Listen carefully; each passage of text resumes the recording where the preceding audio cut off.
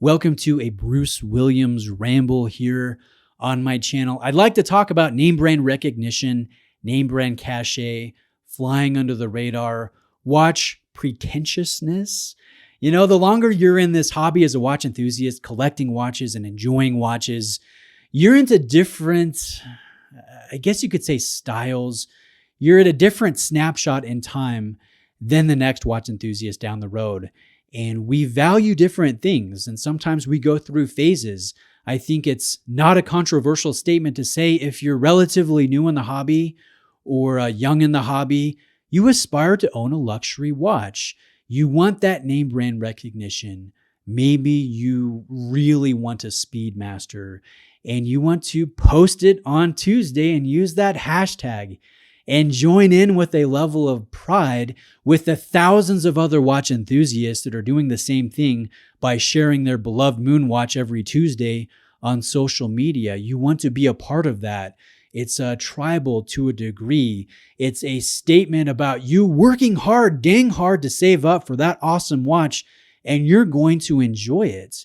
You know, there is some pride in buying an icon or buying a luxury brand that maybe other people will recognize in your sphere of influence as you go to work, as you go, to the neighborhood barbecue or over to a family member's house for dinner, whatever it may be. You, in a sense, take some pride in the name brand of your watch and having other people recognize it and go, hey, you know what? That Bruce Williams, he must be doing all right. He's wearing an Omega Speedmaster. That's pretty cool. That's a luxury watch. I mean, there is a certain level of pride and an allure and a draw to that I think a lot of us aspire to, especially when you're relatively new into the hobby. And then if you take a look at a different collector at a different snapshot in time, you'll get an entirely different type of scenario where, let's say that Bruce Williams is tired of the pretentiousness, right? They don't care about the name brand recognition. In fact, they'd rather fly under the radar. Hey, I don't care about wearing a Speedmaster to my family get together. I'm going to wear a Seiko LX, the SNR 051 that's done out of titanium, carries a spring drive movement, lovely level of fit and finish and accuracy, adjustability. I mean, it's an incredible watch and it costs $5,000 or I think $5,500 at retail. It's a limited edition. It's a market-specific exclusive.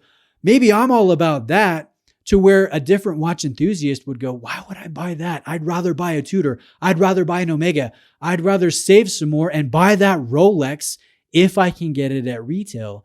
Again, we're all at different spots in the hobby.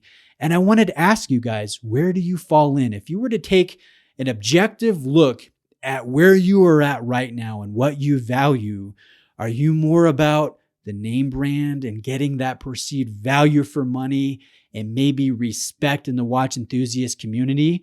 Or do you not really care about that? Maybe the novelty has worn off to a degree and you're all about no rules, or you're into watches that fly under the radar that are nice, that are maybe stealth secrets or hidden gems that not everybody's going to recognize, but those that do recognize, you can have an awesome conversation about that Seiko Pogue on your wrist or the Longa, that you have and all of that.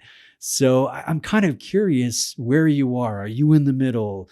If you've already experienced one side or the other, I don't think there's a right or wrong answer. I don't think there's a right or wrong way to go about the hobby.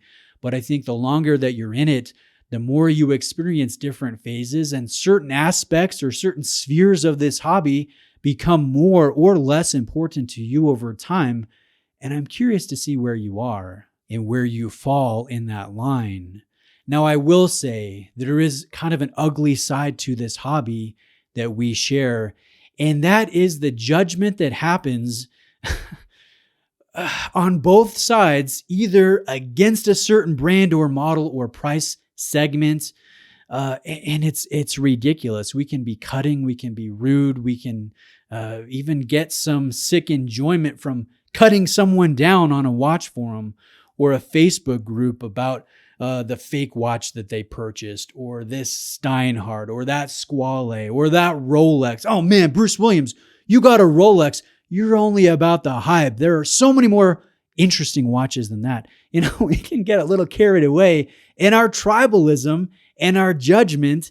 And at the end of the day, I think it would do the hobby well. It would do us well as collectors to step back and go, you know what? I might not be in that situation or that sphere or that snapshot in time, but maybe I once was, or maybe I will be in the future. If we were a little kinder in this hobby, a little less judgmental, I think the more fun we would have, the less toxic the community could be at times. But that being said, if you wear a fake watch, unsubscribe.